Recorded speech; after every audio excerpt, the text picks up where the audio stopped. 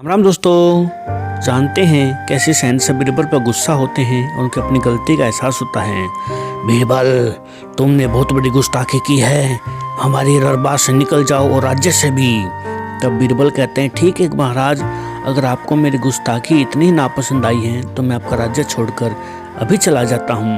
और यह कहकर वहाँ से जो है शहंशाह के दरबार से निकलकर एक पड़ोस के राज्य में जाकर छोटा मोटा काम करने लग जाते हैं। और भी उधर शहंशाह भी उदास रहने लग जाते हैं। बीरबल पड़ोस के ही गांव में एक साहूकार के यहाँ काम करते हैं, बिना ये जाने कि वो बीरबल हैं, और अच्छे से काम करने लग जाते हैं। लेकिन कुछ समय पश्चात शहंशाह को किसी कार्य के लिए बीरबल की आवश्यकता पड़ती है और उसे ना पाकर शहंशाह को अपनी गलती का एहसास होता है। और सैनिक को बुलाकर कहते हैं कि सभी गाँव में अगर कोई भी मुखिया एक घड़े के अंदर 1 किलो अक्ल लेकर मेरे पास नहीं आया तो सभी जितने मुखिया हैं उनको कारावास डाल दिया जाएगा, उन्हें दंड दिया जाएगा।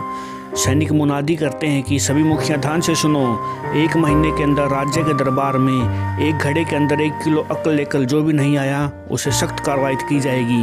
ये सुनकर सभी मुखिया जितने भी उदास हो जाते हैं और बीरबल उनसे पूछते हैं कि क्या हुआ सेठ जी, आप उन्हें उदास क्यों हैं? महाराज ने आदेश दिया है कि 1 महीने के अंदर एक घड़े में 1 किलो अक्ल नहीं लेके गए तो सबको दंड दिया जाएगा।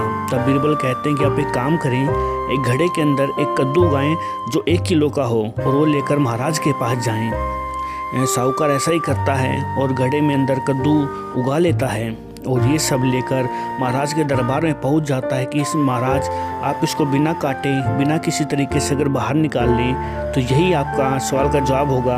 और ये सब समझ जाते हैं कि ये कोई न जरूर बीरबल की कार्रवाई है और वह उनसे पूछते हैं कि तुम कौन से राज्य से हो और कहाँ से आए हो, ये सब मुझे बताओ। कहते हैं कि महाराज मैं तो आपके पड़ोस के ही राज्य का हूँ और वहीं से आया हूँ। तब वह सैनिक को बुलाते हैं, इसके साथ जाओ और बीरबल को अपने साथ लेकर आओ। ये सब कार्य और कोई नहीं, ये सब बीरबल की ही बुद्धि का चमत्कार है, जाओ जल्दी और बीरबल को अपने साथ लेकर आओ।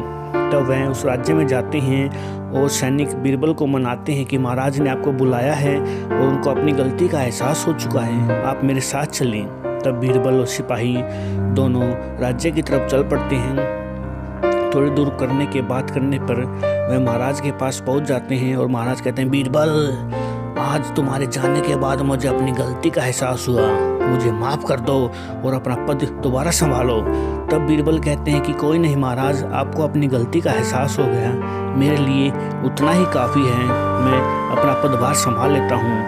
और जो तुमने युक्ति उस साहूकार को दी उसको देखते ही मैं समझ गया था कि ये कोई और नहीं मेरा बीरबल ही है। तो ऐसे बीरबल वापस